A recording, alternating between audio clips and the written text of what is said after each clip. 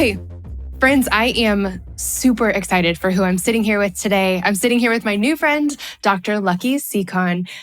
Dr. Lucky, thank you so much for coming on the show.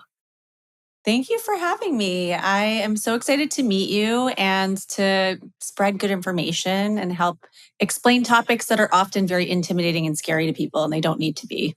Yeah, for sure, for sure. I've been following you for a long time, and I'm so excited to get to talk to you and to talk about this topic here on the show. We've talked about infertility before, in a variety of different ways, but we've never gone deep with someone who specializes in helping people get pregnant, especially when they're having a hard time.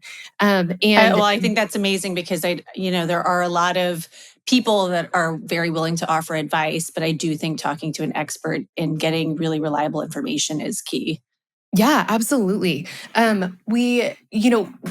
As we know, there has been some pushback against IVF in particular in recent months.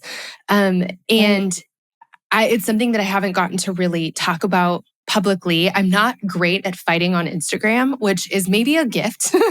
But so I haven't really gotten to weigh in defense of this thing that has built my family in so many ways. I also know that fighting on Instagram isn't all that helpful, but I know that my friends who watched me go through this process would never be scared of it or would never think it was a bad thing because they have a friend who did this. And so my hope is that this conversation is after this, you guys have friends who have been there and you get to hear what it's actually like and what's actually happening. And whatever you decide or whatever, kind of comes your way in your story after that can be 1,000 different things, but at least it's just nice to have a friend who's been there. So totally. I think fertility, whether you're talking about preserving your fertility for the future and making plans for the future or trying to build your family now, in going through infertility treatments, being pregnant, all of those things are such a deeply personal experience. And if you haven't been touched by any of these issues, then it's very easy to be judgmental or have misconceptions and have a complete lack of understanding because it's almost like entering a whole new world where you have to learn a new language, right? Most of us, the last time we thought about our fertility was high school health class. And trying then there's not to nothing to fill in the gap.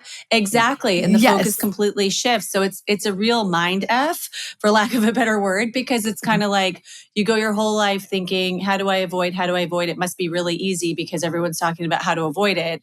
And then all of a sudden you have to switch gears and you're like, oh, wait a minute, 15% chance, 20% chance each month, depending on your age. And that's just the inefficiency of human reproduction that we're all up against. Something must be wrong with me. It's not normalized enough. People don't understand how it works, let alone understand the barriers that can get in the way and the solutions that we often use as experts to help people overcome those barriers. So I'm so glad we're having this conversation because you're absolutely right. The amount of misinformation online is insane and it's hurtful, right? For people like you, for people like me that have utilized science and technology and medicine, modern medicine to help build our families, it feels like a personal attack. And I think you're right that fighting in the Instagram comments is not going to change anything. I don't think I've probably ever changed anyone's mind or that they've had a major epiphany from, me fighting with them in the comment section. I think it's more about education and explanation and allowing people to really see the light that way. Yeah. I jumped right in and I didn't even give us a chance to ask my very first question. Everyone's like, Steph, you missed one. Tell us who you are, what you do, and I'd love to hear a fun fact about you. Yeah, sure. So I am a fertility specialist. I'm a double board certified OBGYN and REI, reproductive endocrinologist and infertility expert based in New York City. I actually work at a very large practice, one of the biggest practices in the country called RMA of New York. And I have been in practice now for 6+ years. I am practicing where I did all my training. So I've been in New York now for since 2011. Did my residency, my fellowship here, met my husband here. I have 2 kids now, 7-year-old and 4-year-old. First conceived unassisted when I was 34. And then at 37, 38, it was a lot harder to get pregnant. So that's called secondary infertility. And a lot of people, not everyone, but a lot of people, age is a factor in that. And it was for me. I had already banked embryos. So that's, I guess my fun fact or interesting fact is that knowing what I know, I was really proactive and did fertility preservation after I had my first. And then I ended up needing to rely on what I froze for baby number 2. And it really took a lot of the stress and uncertainty out of that whole situation because I knew I had some good embryos and had kind of planned and been very proactive. Oh, man, that's awesome. I'm so glad that you mentioned egg freezing or embryo preservation. What's the future planning? I don't know. What's the term? What's the correct term there? Fertility preservation, egg freezing, embryo freezing. Sometimes people say egg banking, embryo banking, because you're kind of banking them away for the future. But yeah, it's a real thing. It's not experimental. It hasn't been regarded as new or experimental for quite some time. We've been really honing our protocols, and the success rates now are very good.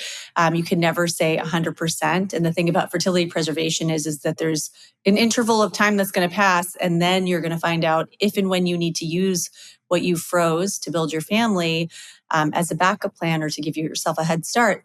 That you find out later, is it successful? So it's obviously something that's always going to come with a little bit of uncertainty, and that's where talking to an expert, making sure you're going to a reliable clinic. I always think if you're thinking about the future, somewhere that's been around for a long time and it is an established clinic is always going to bring you more comfort.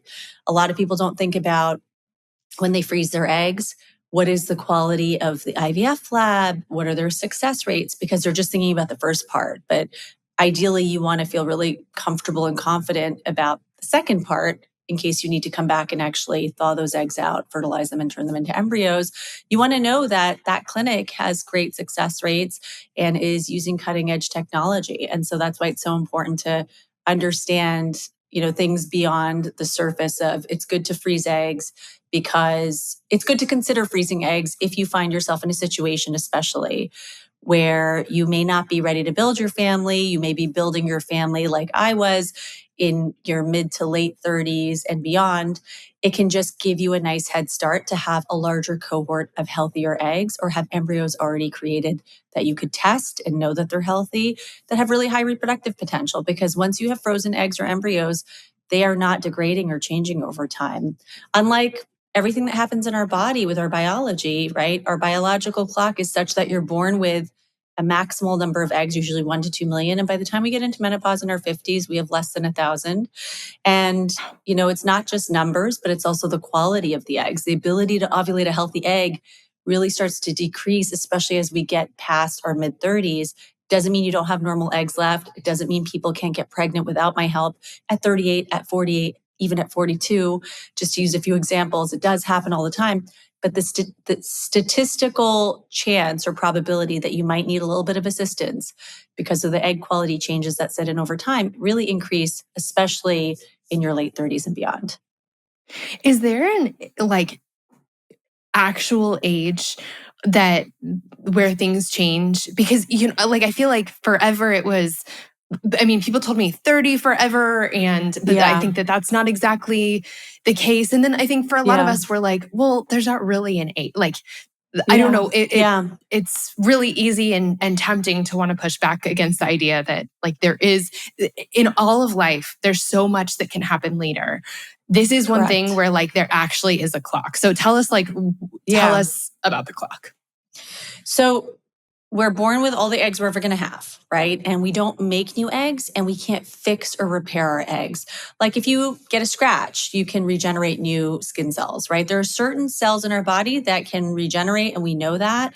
And then there are some that we just don't have that capability. Eggs is one of those things, unfortunately. Even sperm are always being made every 3 months, basically. So men aging doesn't really affect them in the same way. It's not that they're fully immune at the extremes of age. Like if someone's having kids past 45, especially past 50 or 60, because men can father children at those ages, that can be associated with a higher risk of having children with certain medical problems. It's not a huge jump, but that's important to be aware of. But for women, it really impacts how easy it may be for us to get pregnant and our risk of miscarriage. Because more important than the number, right? Because every month you're only releasing one egg if you're someone who ovulates every month. There's a bunch of other eggs that are available, and I care how many there are if you're thinking about doing egg freezing, or if we need to use technology like IVF, where we have access to all those eggs that come to the surface each month. That's when numbers matter. But for the purpose of trying on your own, each month or each cycle when you ovulate, it's just one egg. So it's really more key to understand how your egg quality changes with age, because no one has perfect eggs. Even in your 20s, when it's as good as it can possibly get, there is a 20 to 25% chance that any embryo, meaning an egg that fertilizes with sperm and grows and has multiple cells, when we test those embryos as part of IVF, which has become very routine, by the way, we see even in 20-something-year-old eggs, those embryos resulting from those eggs that we can test will often 20 to 25% of the time have typos or errors, have too much DNA or have missing DNA. And a lot of those typos are coming from the egg, because think about it, even though as a fertility doctor, I'm looking at a 25-year-old patient saying, "You're really young, this is great." I know that they've been holding on to those eggs for 2.5 decades. So of course there's going to be some breakdown, right? But it's at its lowest level, and it tends to not really change from year to year. It's a very gradual shift. So even in your early 30s, you're still kind of in a great position where it's like, okay, only 25 to maybe 30% of those embryos are going to have typos. That increases to about 35, maybe 40% as you hit 35, 36. And then it really accelerates. It's not 100% at 38, it's 50%. And remember, you started at 25%, 20 to 25%. At 40, almost 70% of the embryos we test come back with missing or extra DNA. And what this means is that embryo either won't make it won't implant, it just stops growing. It lacks the tools to continue to grow and develop to get to the wall of the uterus and implant. Sometimes it can implant depending on what part of the DNA is missing or duplicated, but it might stop growing at a certain point in the first trimester. The number one cause of miscarriage, and why we hear about people having miscarriages all the time, I'm grateful people are talking about this more, but it's really starting to normalize this idea that we have these typos all the time in our embryos, and anyone can have a miscarriage. 1 in 4 pregnancies end in miscarriage, and often in the first trimester because of these typos. This does increase though with age. This is why you hear about people having a lot more miscarriages, especially when they get pregnant in their 40s. So it's just important to be aware of this. It's important to understand that there is no fertility cliff. It's not like you turn 35 and overnight, like Cinderella, you're turning into a pumpkin, your eggs are all bad. That is not true, because people say that to me all the time. I rushed and made this appointment because I'm turning 35 in 2 weeks. When can I start to freeze my eggs? I'm really worried about turning 35. And I say to them, 2 weeks, a month, even 2 months is probably not going to make a huge difference, right? But there is this continuum, and things really start to accelerate in terms of the changes that set in as we age. And that's why it's important to think about your life plan. And it's not a fun topic, and it's not a popular topic, right? Like, people have to be open and ready to receive that message. And a lot of times it's hard for friends or family members who know better because they've been through infertility themselves, or maybe they've gone through the fertility preservation process, or maybe they're an expert and they're just trying to help their friend or their family member out. It's hard for that person sometimes to not feel judged, because typically, where egg freezing came from was this idea of, I didn't find my person yet. I'm not where I wanted to be yet. I have this ticking clock. It's negative. And I do think the script is being flipped slowly but surely, especially with the help of social media and all of the online discussions that are happening and the sharing that's happening. People are starting to not have that attitude towards it of, this is a shameful thing. I, didn't achieve all of the milestones in my life that I wanted to. They're kind of like, I have a lot to do. Maybe I even have a boyfriend, but I'm doing this for myself so that I can feel at ease and think of it as a way to give myself a head start if and should I ever run into problems, which are technically more likely if I'm going to be having children in my late 30s and beyond. And I just want to be prepared. It's not an insurance policy because it doesn't automatically guarantee that you will be successful, because there's so many things that go into a successful outcome, but it can really help improve your chance of being successful and struggling less later in life. I know that you said that once the egg or the embryo is frozen, it doesn't break down. And so you're essentially kind of freezing a moment. You're freezing your fertility in time and saving it for later. But also I know that there's like the rest of your body is aging. And so if you have an embryo like that, you've saved for 5 years and you're going to do the implantation 5 years later, like, are there more risks in terms of like uterine lining or like your ability to carry a pregnancy? What does that cliff look like? Yeah. So it's interesting. I love saying this, and I always joke that I want to put it on a t-shirt and wear it everywhere I go, or shout it from the rooftops here in New York, because we need some good news, right? This seems like all doom and gloom, and it's so negative when people think about the biological clock. But our uterus doesn't really age. So, hey, I know. There's a caveat, but when it comes to getting pregnant and staying pregnant, the age you are doesn't matter if you're talking about using eggs that you previously froze or embryos that you froze, or sometimes people use donor egg. If they didn't have frozen eggs or embryos, and they've run into problems like early menopause, for example. So your uterus is a big muscle, and it's not producing hormones or anything like our ovaries are. And it's just different. It's going to always be there, and it's always going to retain the ability to respond to hormones, whether those hormones are coming from your ovaries from an ovulation cycle, or whether we're giving you estrogen pills to support the lining, and then progesterone, which can come in pills or shots to mimic as if you're going through a menstrual cycle. What this means is you could be in menopause. You could have had your ovaries surgically removed. You do not need them as long as you have something that we can use, eggs or embryos, or maybe donor eggs from someone else. I can get you pregnant. And that's really great. Now, should I be getting someone pregnant, over the age of 55 or 60? There are some countries where you'll see crazy headlines, like this woman in India had a baby at 70 something.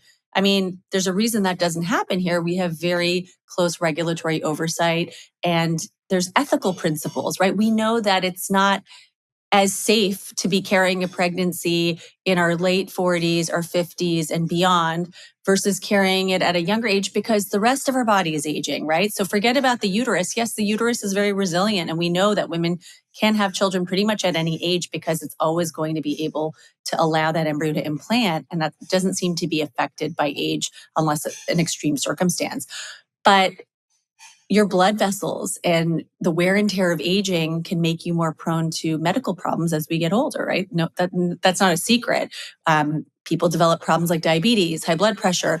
Your vessels become stiffer, so you're more prone to issues like blood flow to the placenta. So you'll see more high blood pressure in pregnancy, diabetes in pregnancy, even preterm labor, even stillbirth is more common over the age of 45 if you're pregnant. So you do accept some risks, obstetrical risks. You're going to be considered a more high risk pregnancy beyond a certain point.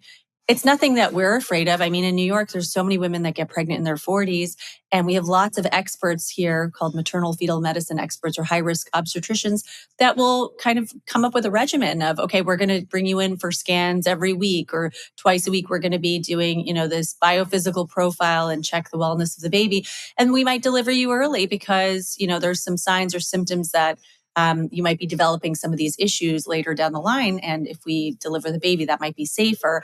So there are those things that come up. You cannot say it's completely benign. But I will tell you, it is pretty incredible the things that we have been able to accomplish in my field.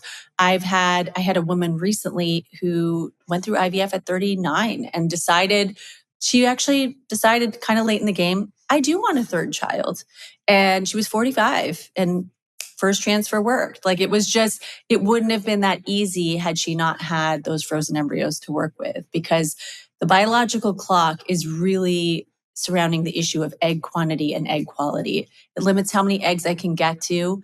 And because over time, we just have fewer available for accessing for IVF or egg freezing. But more importantly, there's just such a high proportion at that age of embryos that would be with those typos that limit their reproductive potential.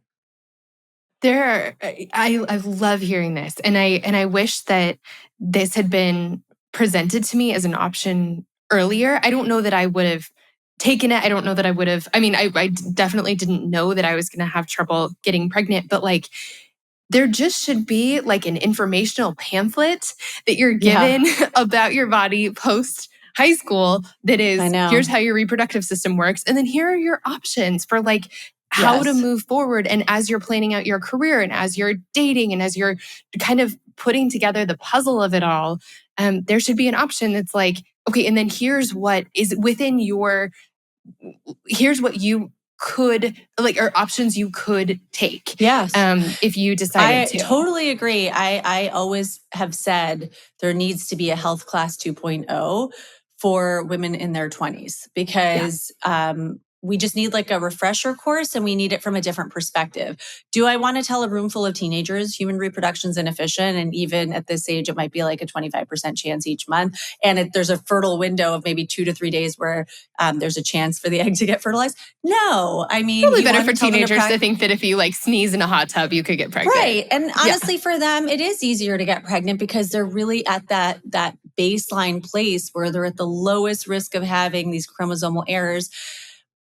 And they're probably going to be having a lot more sex. Like, let's be honest, right? So we need a health class 2.0. And this is why I am a crazy person. And despite having a busy clinical practice, I spend so much of my free time online creating content that is not monetized. Like the whole purpose is this idea of the health class 2.0.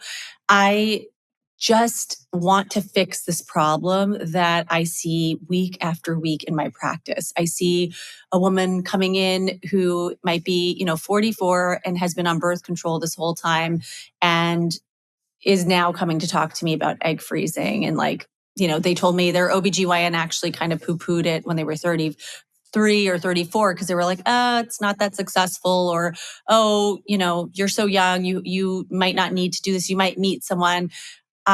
Or they have no idea about the biological clock. Like the society has told them about it, but denial is very strong and not everyone has access to the same information. And so we're kind of just flying by the seat of our pants and hoping that everyone gets the right information by Googling or talking to their OBGYN, but not every OBGYN is being diligent about talking about fertility because you showed up and you just really need a pap smear, right? So it's just not fair. It's like who you happen to meet and the information you happen to come across.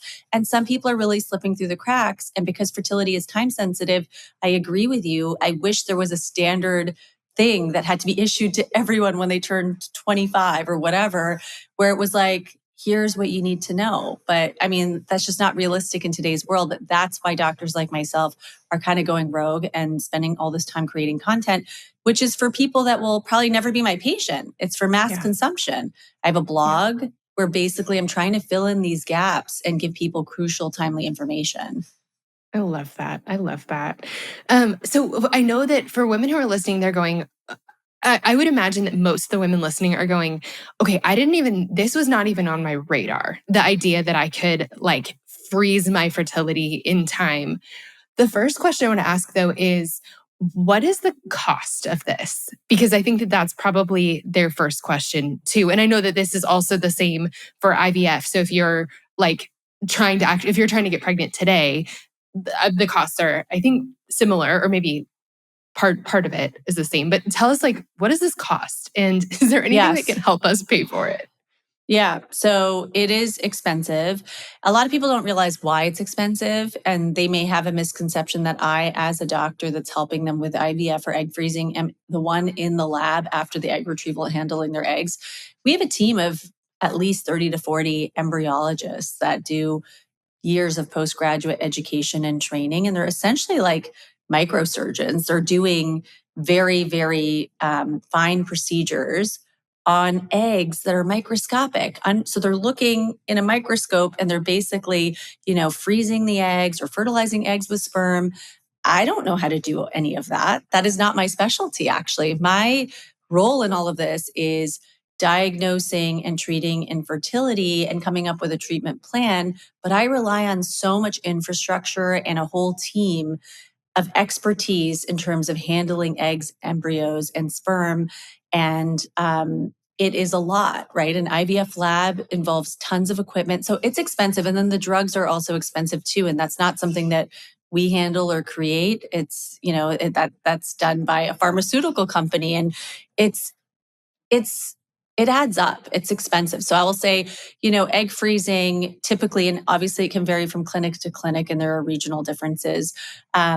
And over time, inflation and things like that, because the cost of supplies go up, is going to change the cost as well. But right now, I'd say ballpark is about $10,000. And that's not necessarily including the cost of medication. So you might be paying like $15,000 to go through an egg freezing cycle. Now, I will say 10 years ago in our clinic, which has been around for 20 plus years at this point, 0% of egg freezing cycles were covered by insurance. Now over 50% are.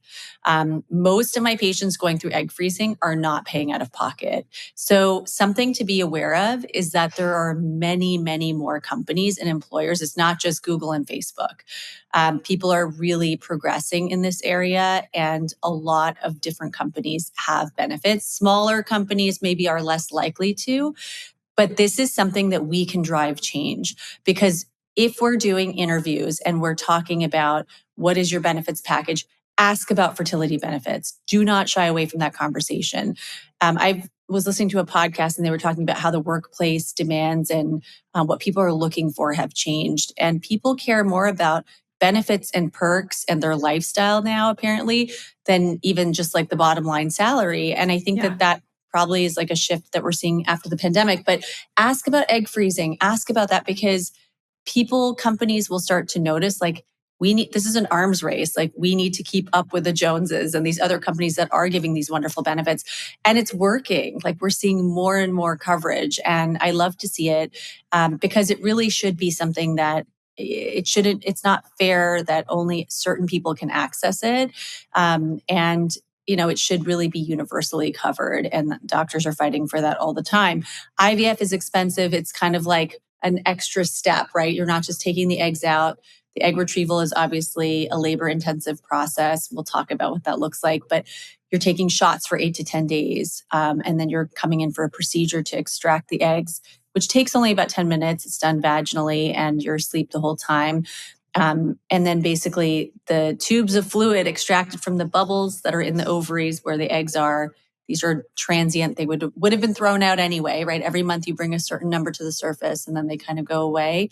And you normally would only ovulate one. So we're just going in and salvaging them. I always say, imagine you have like a locked pantry in your ovary and you're born with 1 to 2 million eggs. Every month you're allowed to unlock the pantry for a moment and take a few of the eggs out and put them in the kitchen cabinet. The kitchen cabinet is see-through, it's glass. That's why I can see just what's in the kitchen cabinet on an ultrasound. Every month in the recipe of reproduction, you can take out 1 egg from that cabinet and try to get pregnant with it. But you can't access more.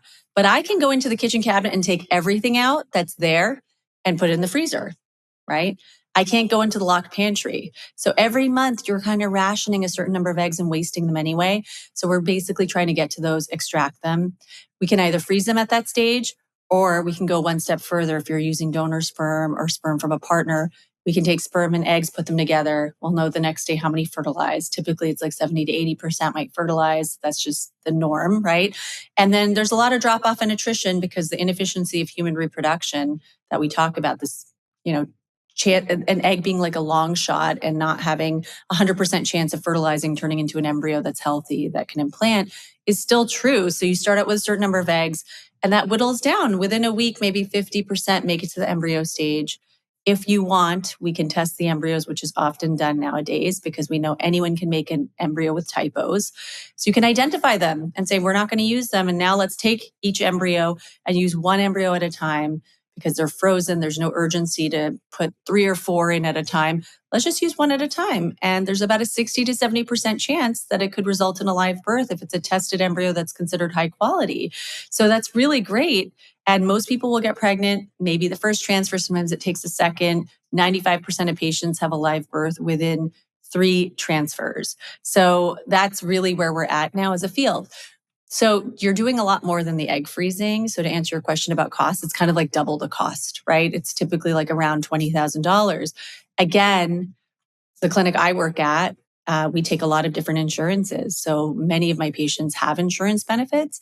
Of course, there are some people that don't, and that's really difficult. That adds a whole layer of stress to this, and it's not fair. And that's why I really think we need to be pushing and advocating for increasing access to care, and it's something that everyone should be advocating for themselves when they're looking for jobs and talking to their HR at their jobs. Yeah. We definitely had to pay for it out of pocket. It was right around 20. And yeah, our insurance didn't touch it at all.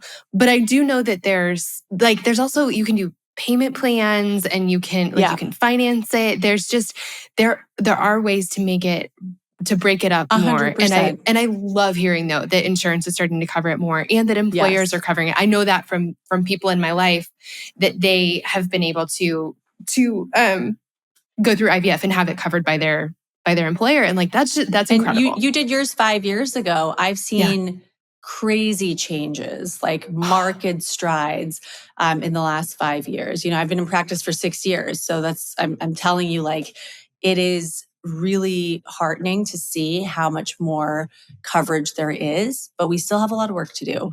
It needs to be 100%. Yeah. So I know that the other question that people have, I think, about just fertility assistance in general is some moral questions. And this is the place where I think it's really easy to, I don't know, stir the pot and get everyone really stressed out and angry. And so it just talk to me about some of the I guess misconceptions about IVF or about egg freezing that you hear a lot, or some of the counter arguments, I guess. To doing I think it. The biggest one is something I alluded to earlier in our discussion, which is one egg does not equal one baby. And a lot of people don't know that, especially if they've kind of skated through life and were lucky enough to never have problems. They're like, oh, I ovulated, on the third try, we got pregnant. Great. They don't have the understanding that fertility doctors and fertility patients have, that getting 10 eggs at retrieval does not mean you're going to be able to have 10 babies. That's just a fact. I've never seen that. I've never seen someone have 10 eggs extracted and turn into 10 healthy, normal embryos that, all will implant on the first try. That just doesn't happen. That's not how our biology works. And there are so many errors and typos in the eggs. There are, at every step of the way, no guarantees that an egg will fertilize, turn into an embryo a week later. And even when you get the embryos, when I'm quoting these high success rates, I'm talking about, remember what I said, you play back the recording. I said, if it's a genetically tested, very high quality embryo, we can offer a 60 to 70% chance of live birth. This is best case scenario. There are some that are going to be slower growing embryos with a C grade. We grade them they get a report card according to how they look under the microscope. Those might have a 20% chance, a 30% chance, right? It can take a lot of eggs, and not even eggs, embryos, to make even one baby, especially if someone's coming to us with fertility challenges related to their uterine cavity. They have fibroids, they had a fibroid surgery, there's some scarring. It's going to make it harder and more likely that they may need multiple tries to get an embryo to actually stick and implant. So this idea that an embryo is going to be a baby for sure is very problematic and damaging. And it shows a complete lack of understanding of how inefficient fertility is and why IVF is done the way it's done to try to overcome that inefficiency. And so there can be a lot of misguided suggestions of, well, maybe you should only fertilize one egg at a time and then, freeze the extra eggs, because there's concerns or moral objections with this idea of fertilizing multiple eggs, because there are people that believe that life begins at fertilization of an egg, right? Conception, what does that mean, right? Some people think of it as a fertilized egg. When I think you've conceived, it means an embryo implanted and you are pregnant, right? So it's kind of like a seed with soil. It's like you have a seed, you plant it, it doesn't always flower and turn into a plant and that successfully grows, right? You have the components but it's not, there's many steps that you have to get to before that. And so we fertility doctors worry about this lack of understanding and people trying to impose restrictions that don't understand why IVF needs to be done the way it needs to be done to help overcome so many different causes of infertility. And what this may do is if anyone tries to propose, you can only fertilize one egg at a time because we don't want you creating a bunch of people and then freezing them and not using them. Like that's the mentality. That's really damaging because right now, if you ovulate one egg every month and you're 35, it's like a 15% chance. And when you're 38, it's like a 10% chance each month. When you're over 40, it's 5% or less. That's the reality of it. And that's why it takes many more cycles to get pregnant. And there's also the risk of miscarriage we talked about.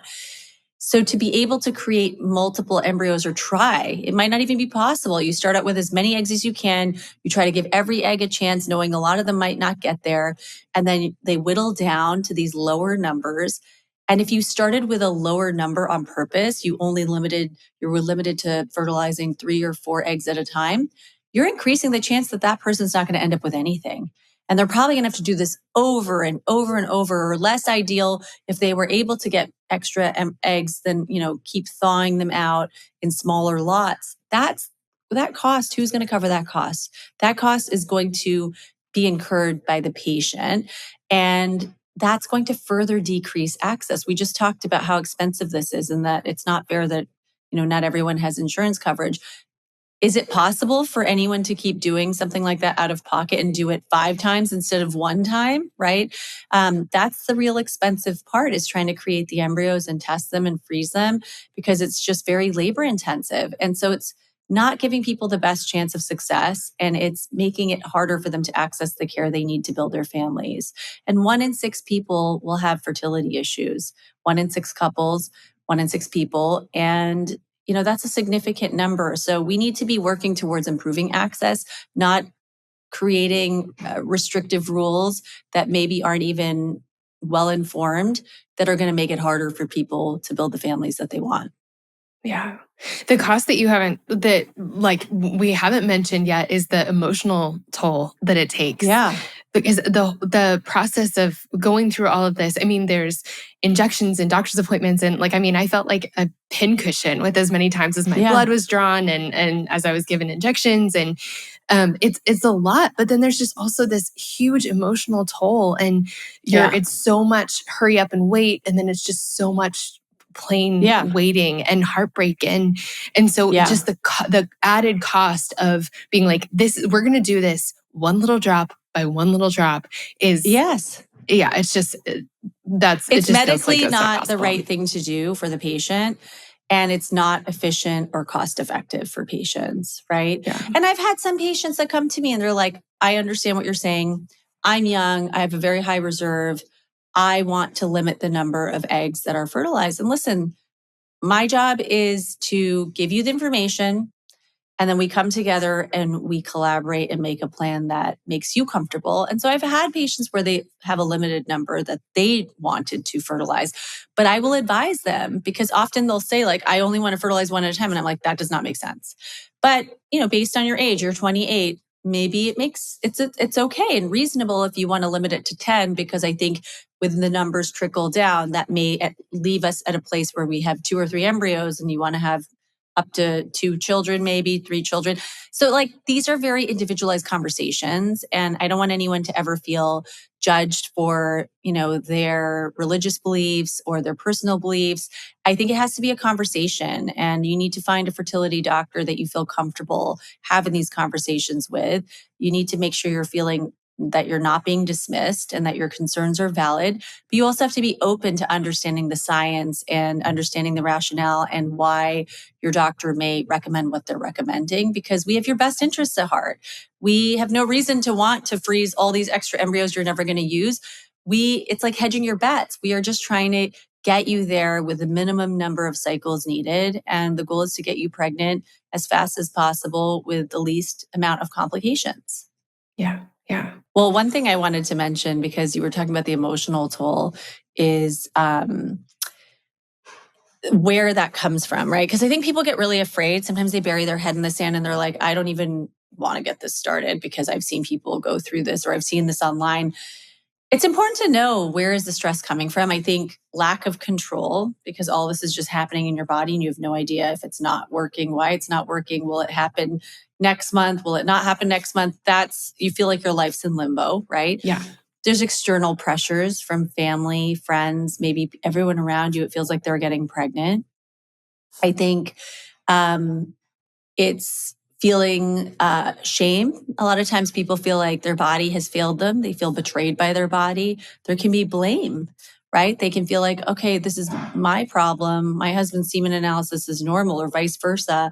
And there can be a lot of this like feeling guilt that you're the problem, right?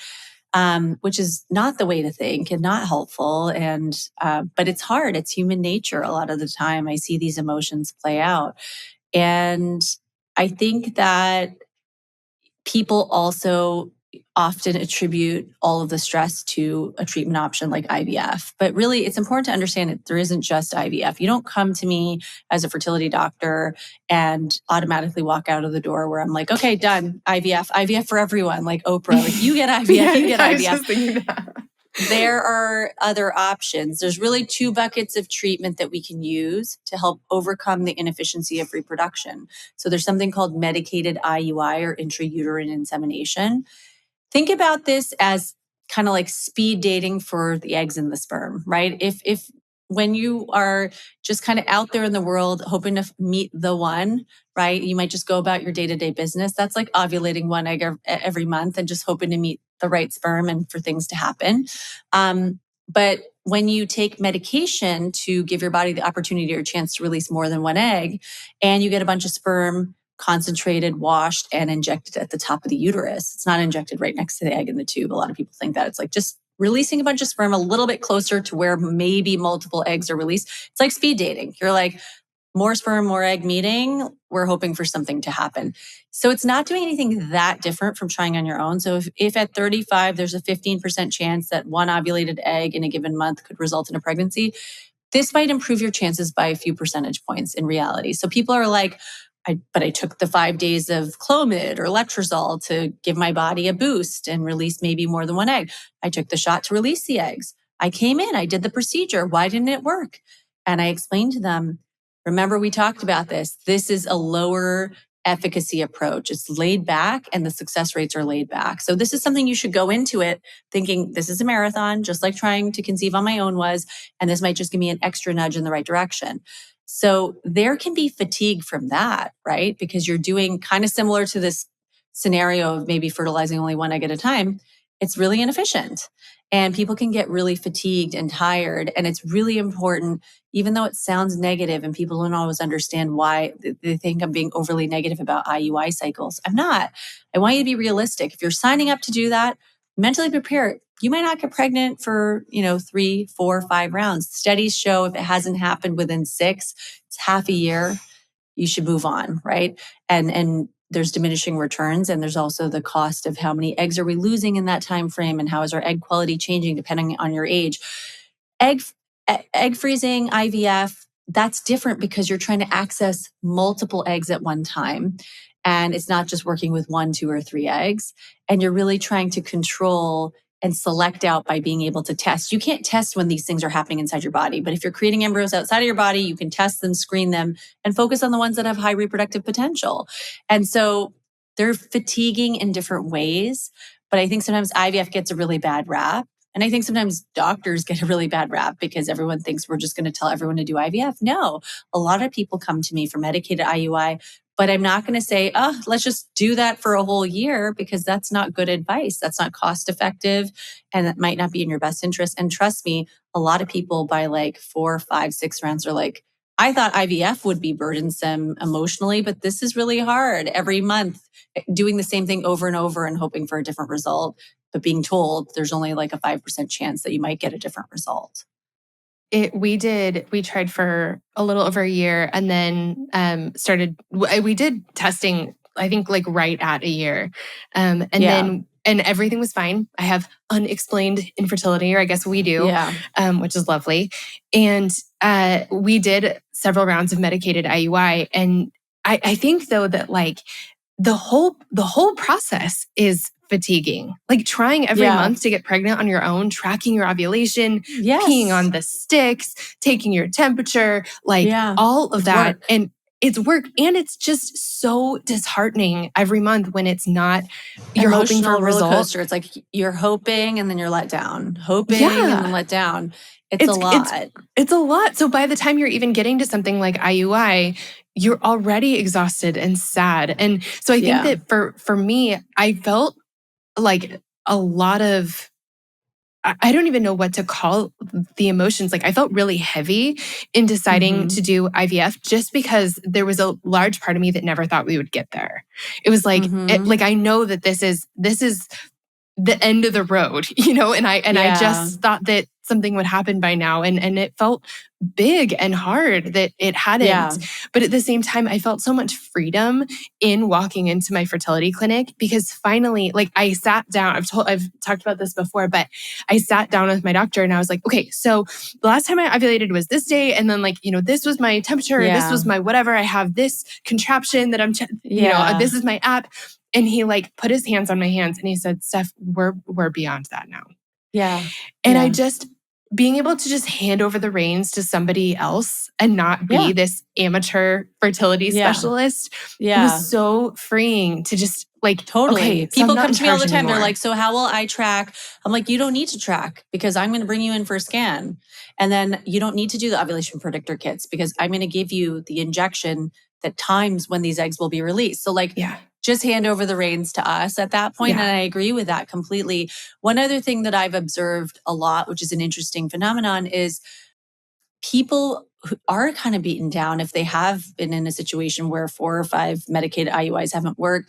And even though they're hearing logically, this is kind of like a lower efficacy approach, it's very easy to go into IVF both feeling very negative and pessimistic because you've only had bad news up until then.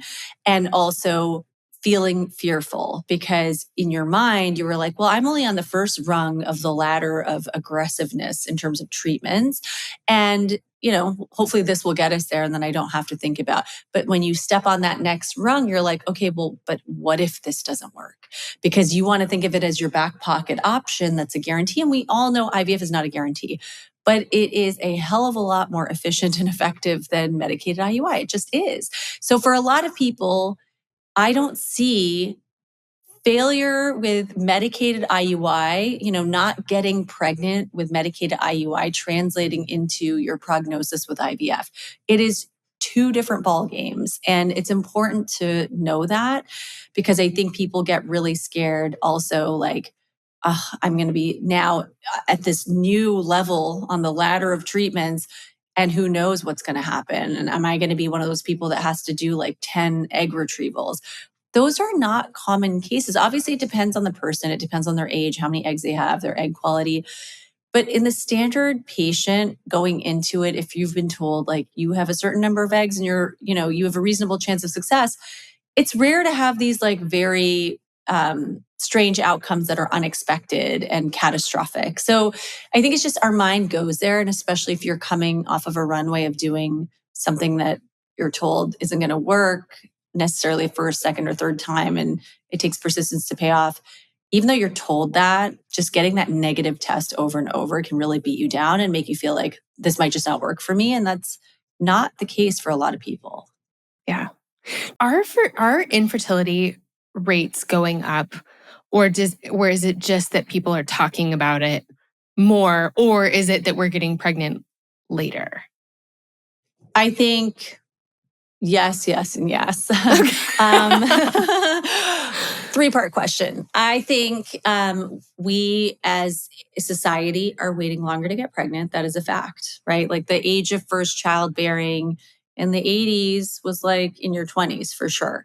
For most people, the average. And that's increased. That's definitely, that average has been pulled way up by so many women like myself that have had, either their first or second or at least one of their children over the age of 35 because we've got stuff to do. We are achieving and accomplishing things. There's been so many cultural shifts in the workplace and in terms of education, and these are all good things.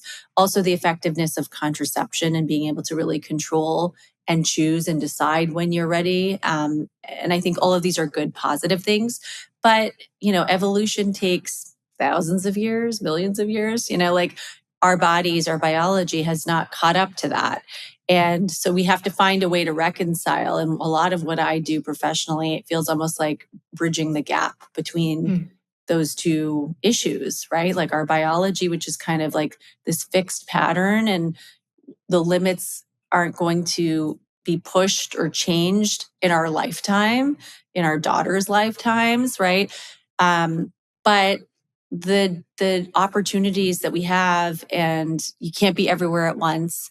The reason I froze embryos is I was doing my fellowship, and I was like, I have basically to defend my thesis. I have to do this, I have to do that, I have to take my boards. I just couldn't be someone that was going to have kids like back to back and have 2 under 2. I just couldn't do it. So this was my way of saying like, okay, I'm going to sacrifice and focus on this now, my career, but I don't want that to be at the expense of my fertility. So let me take a moment and let's free some embryos. And it wasn't a straightforward journey for me because I have lower ovarian reserve and I had to do it multiple times to get the number of embryos that made me feel comfortable that I'd be able to have 1 to 2 more children, no matter what my age is. But it was worth it. It was worth it to have the peace of mind and to not feel like I had to do something that I wasn't ready to do. I think that that's something that I have spent a lot of time thinking about is just, it's sort of this Venn diagram that like actually doesn't really overlap. This one circle is like being emotionally and circumstantially and relationally ready to be a parent. And then the other one is being biologically equipped to be a parent. And it's like, it really, sometimes those don't overlap at all. And so you either are missing out on the chance to be a parent, and like that really sucks, to put it so lightly, if that's something that you want to be doing, or you're pushing yourself or your life or your marriage into parenthood when you're not really ready. And I think that that's also not fair on, when I wasn't ready, I wasn't ready. I was not ready. Right. And obviously if something happened, like I would have figured it out, but I wasn't ready. And so that the fact that those don't overlap is just really difficult. And so you bring up a great point. Obviously, a huge part of the equation is it important for you to have children with a partner? And how do we find that partner? And, that's like so many different things, serendipity, standards, and, not settling. And also, when are you financially independent? Like for me, that was my late 20s, early 30s, to be honest. You don't get paid much as a resident and in training. So it's just hard. It's like, you're right. Like everyone always says there's no perfect time to have a baby. And that's kind of true. But you also know, like you kind of know the major components need to be in place. Like you need to ideally be, if this matters to do it with a partner, like you want to have a healthy relationship. You want to make sure you have a good foundation. You want to make sure that you're going to be able to provide and not be stressed. It's a big commitment. And so I think that's also another major factor of why the delay is happening. And the effect on fertility is very real. Now, obviously, there are also other factors. We have to look to things in our environment. It's hard to understand, the exposures that we are experiencing in a day-to-day fashion. I think it's important to not feel like you need to live in a bubble and to feel alarmist about it. But certainly we know that there are endocrine disrupting chemicals in the things that we put on our body, the things that we consume, plastics, whatever you can do to try to minimize that chemical load, you should. Like I stopped wearing perfume a long time ago. I know some people really enjoy it, but for me, it wasn't even for my fertility. It's just like it was flaring my asthma. I was getting worse eczema. Like there are known health risks and downsides to exposing yourself to certain chemicals, and not everything is as steadied and regulated as we want it to be. So I think just trying to make smart choices, and recognizing that even if you get tested, you might not always be able to understand if there will be a problem in the future. That's a big one too, right? Like a lot of people will come to me and say, I'm not even trying, but I want to just get everything checked out. And I want to know if I'm good and when things will stop being good. And I'm like, okay, well, there's no test that I can do on you right now that tells me that you are fertile because A, there's no direct way to test your egg quality. I can tell you about how many eggs you have available if you were to go through an egg retrieval cycle. Like I can tell you how many eggs are in that see-through kitchen cabinet we talked about. And that gives me kind of a sense of how many are locked away in the pantry for future cycles. Can't tell you about the chance of you ovulating an egg every month that will be healthy. I can kind of guess based on your age where I think you're at, but I can't tell you where you as an individual are at. We could test your partner if you have a partner. We could test their sperm right now, but that's like one spot check in time. And they're continuing to make sperm. And if you're not going to start trying for another 5 years, what we see now may not be relevant to 5 years from now, right? We can test your tubes to see if they're open and not blocked. But again, that could still change over time. So until you actually try out the machinery and see if things line up and happen, you're not going to really truly know, do you have infertility or not, which is frustrating and difficult. And on top of it, I can't tell you how quickly you're going to lose eggs or how quickly your egg quality is going to change for you as an individual. I can just kind of describe patterns based on all the embryos that undergo genetic testing from women of varying ages. And that's still important information.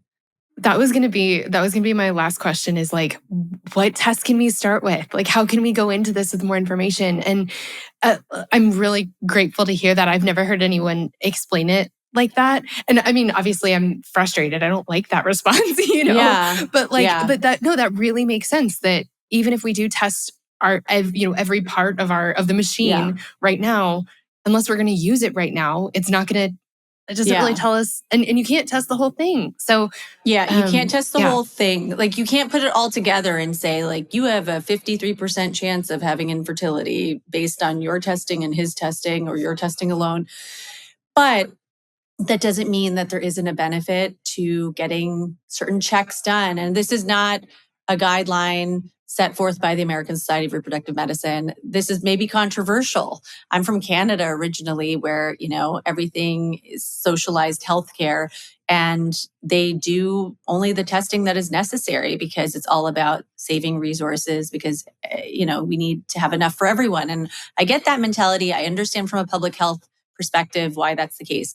But I really feel as a fertility doctor, there could be a benefit to everyone just asking their OBGYN for at least one pelvic ultrasound at one point in their 20s or their early 30s, because there's so many people that come to me to talk about egg freezing or just to kind of learn about their fertility. It's the health class 2.0 to fill in all the gaps, right? And to understand, they're usually coming to me being like, I want to know if I'll have infertility and I want to get my egg count checked. And then I explain the relevance. And it's mainly a conversation. Honestly, like very little time is spent doing the physical exam. It's more education.